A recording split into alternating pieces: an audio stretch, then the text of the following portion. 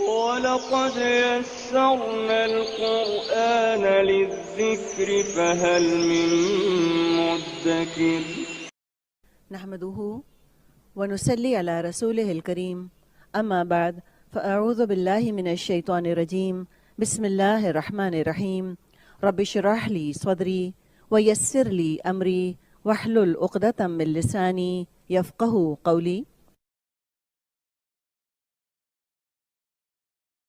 آیت نمبر 18۔ شہید گواہی دی، اللہ اللہ نے، شہید اللہ ان بے شک، ہو اب یہ ہو کا ترجمہ دیکھ رہی ہیں آپ، نہیں ہوا، یہ ضمیر شان ہے۔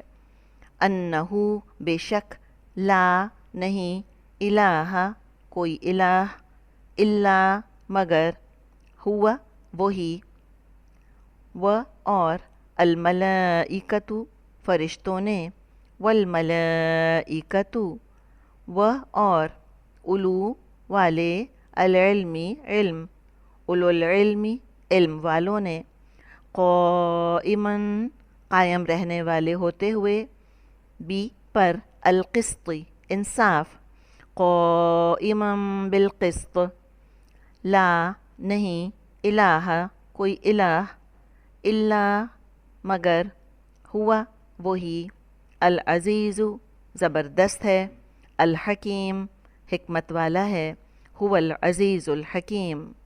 صدق اللہ العظیم۔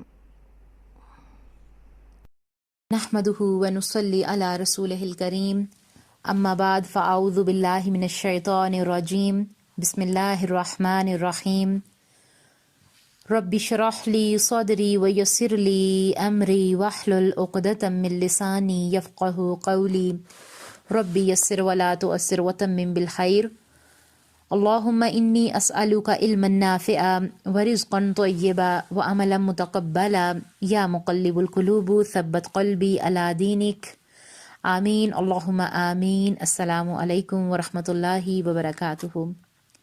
اللہ سبحانہ و تعالیٰ کی توفیق اور اللہ تعالیٰ کی رحمت کے ساتھ ہم اپنے لیسن سورۃ آل عمران کی آیت نمبر 18 کا آغاز کریں گے، اس نیت کے ساتھ کہ اللہ سبحانہ و تعالیٰ اسے ہمارے لیے پڑھنا، اسے سمجھنا، اس پر عمل کرنا اور عمل کے ساتھ اسے دوسروں تک پہنچانا آسان کر دیں۔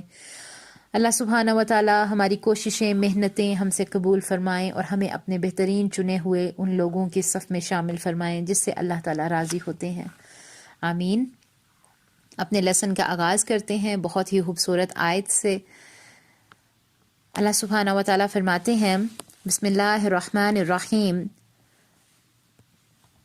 شاہد اللہ انہ لا الہ الا هو والملائکۃ واولو العلم قائما بالقسط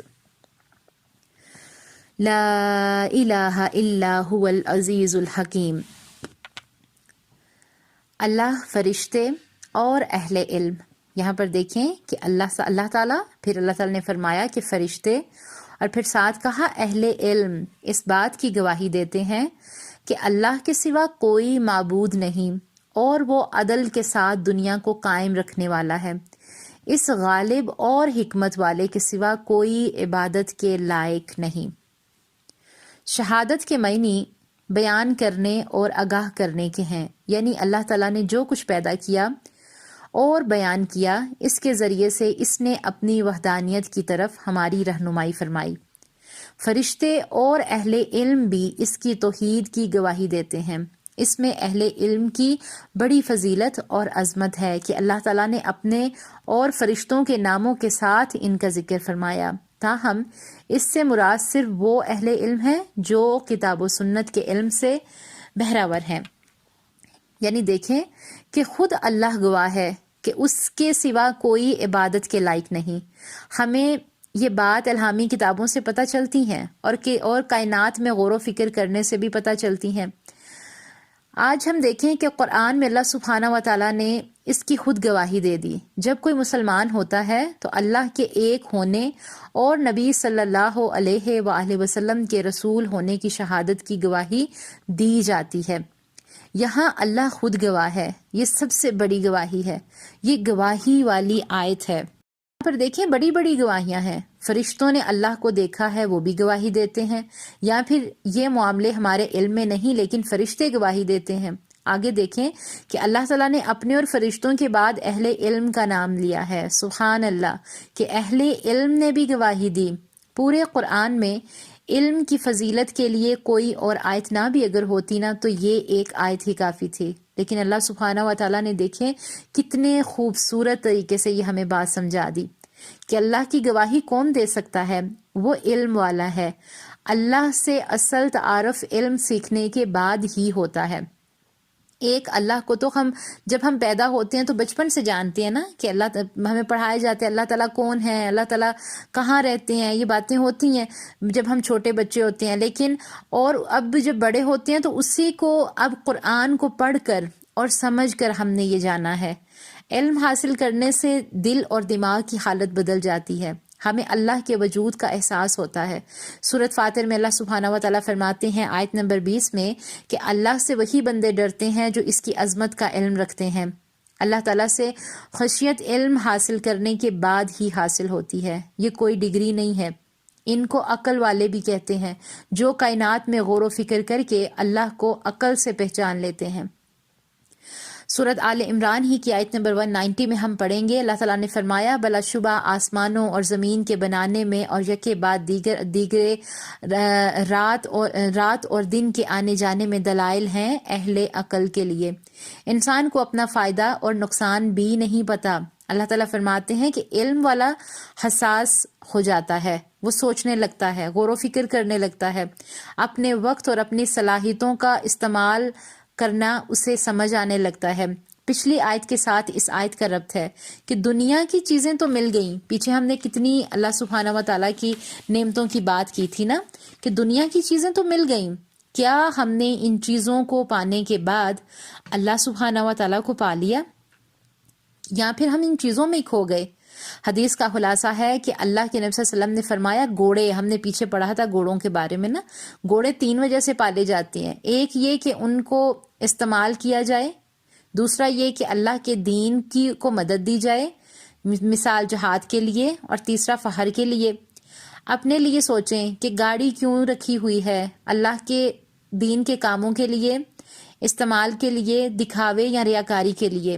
یعنی خود استعمال کریں اور اللہ کے دین کے کام ہماری یہ نعمتیں نہ آئیں تو پھر خطرے کی بات ہے۔ اپنی اصلاح کریں کہ کیا میں اللہ کی دی ہوئی چیزوں اور مال کو اللہ تعالیٰ کا سمجھتی ہوں؟ ایک صحابی رضی اللہ تعالیٰ عنہ نے گھر بنایا، آپ صلی اللہ علیہ وسلم نے پوچھا کہ یہ کھڑکی کیوں رکھی ہے؟ انہوں نے فرمایا کہ ہوا کے لیے۔ نبی صلی اللہ علیہ وآلہ وسلم نے فرمایا کہ اگر تم یہ کہہ دیتے کہ اذان کی آواز سننے کے لیے تو تمہیں اس کا بھی اجر ملتا، ہوا تو آنی ہی تھی۔ تو اللہ کو پہچانے، آپ کا دل گواہی دے گا کہ اللہ ایک ہے، میرا اور آپ کا دل کہے گا کہ اللہ سے محبت کرو اور اللہ کا شکر ادا کرو اور اس کے شکر گزار بن جاؤ۔ مثال کے طور پہ دیکھیں کہ جب ہم جہاز کا سفر کرتے ہیں تو نیچے ہمیں سب کچھ بہت چھوٹا نظر آ رہا ہوتا ہے، ہم کیا دیکھتے ہیں زمین سے؟ ہر چیز چھوٹی چھوٹی چھوٹی، اور بہت اونچائی پہ جاتے ہیں تو پھر بھی سامنے بادل آ جاتے ہیں۔ تو سوچیں ذرا اللہ کو کہ ہم سب کتنے چھوٹے چھوٹے نظر آتے ہوں گے۔ اللہ کی نظر میں اس دنیا کی کوئی حیثیت نہیں ہے۔ حدیث کا خلاصہ ہے کہ اگر اس دنیا کی حیثیت اللہ کی نظر میں ایک مچھر کے پر جتنی بھی ہوتی تو کافر کو پانی کا گھونٹ بھی نہ ملتا۔ اللہ سب کو دے رہا ہے، اللہ بے نیاز ہے، اللہ نے قیمتی چیز آخرت کو سنبھال کر رکھا ہے۔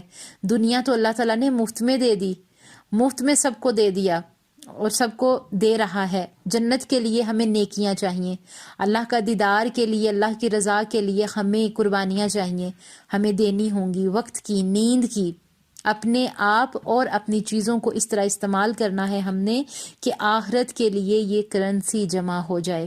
اس آیت کی روشنی میں ہم اللہ تعالیٰ سے دعا کریں گے کہ اللہ سبحانہ و تعالیٰ، بے شک ہم گواہی دیتے ہیں کہ آپ ہی اللہ رب العزت ہیں، اور بے شک عدل کے ساتھ آپ ہی نے دنیا کو قائم کر رکھا ہے، اور بے شک آپ ہی غالب بھی ہیں اور حکمت والے بھی ہیں، اور بے شک آپ ہی کے سوا کوئی عبادت کے جو ہے وہ لائق نہیں ہے۔ ہم خاص آپ کی عبادت کرتے ہیں اور خاص آپ سے ہی مدد طلب چاہتے ہیں انشاءاللہ۔ اللہ تعالیٰ ہماری ان دعاؤں کو قبول ضرور کریں گے جب ہم صاف نیتی سے اللہ تعالیٰ سے باتیں کرتے ہیں، دعائیں کرتے ہیں۔ ان تمام آیات کو پڑھتے ہوئے ایسے لگتا ہے کہ جیسے ہم اللہ تعالیٰ سے باتیں کر رہے ہیں، یا قرآن ہم سے باتیں کر رہے ہیں۔ اللہ تعالیٰ سے دعا ہے کہ اللہ سبحانہ و تعالیٰ ہمیں بہترین ان لوگوں میں شامل فرمائیں جس کو اللہ تعالیٰ پسند کرتے ہیں، جس سے اللہ تعالیٰ راضی ہوتے ہیں۔ اللہ تعالیٰ ہمیں نیک کام کرنے کی توفیق عطا فرمائیں، اور جتنی بھی نعمتیں اللہ تعالیٰ نے دی ہیں، آج سے ہم نے ایک لسٹ بنانی ہے جس میں ہم نے دیکھنا ہے کہ ہمارے پاس کیا کیا نعمتیں ہیں۔ ان نعمتوں میں ہمارے رشتے بھی ہیں، ہمارے گھر والے بھی ہیں، ہماری گھر کی موجودہ چیزیں بھی ہیں، ہماری تمام تر چیز جو بھی آس پاس دیکھیں تو دیکھیں یہ کس نے مجھے دی ہے، اللہ تعالیٰ نے دی ہے۔ تو کیا یہ میری نعمت، کیا یہ میری چیز دنیا کے لیے ہے یا پھر اللہ تعالیٰ کی رضا کے لیے ہے؟ تو ہم غور و فکر کریں گے، اللہ تعالیٰ سے دعائیں کریں گے۔ اللہ تعالیٰ سے دعا ہے کہ اللہ سبحانہ و تعالیٰ ہمیں غور و فکر کی توفیق عطا فرمائے، محاسبے کی توفیق عطا فرمائے اور اصلاح کی توفیق عطا فرمائے، آمین۔ ربنا تقبل منا انک انت السمیع العلیم وتب علینا انک انت التواب الرحیم، آمین اللہم آمین۔ السلام علیکم ورحمۃ اللہ وبرکاتہ۔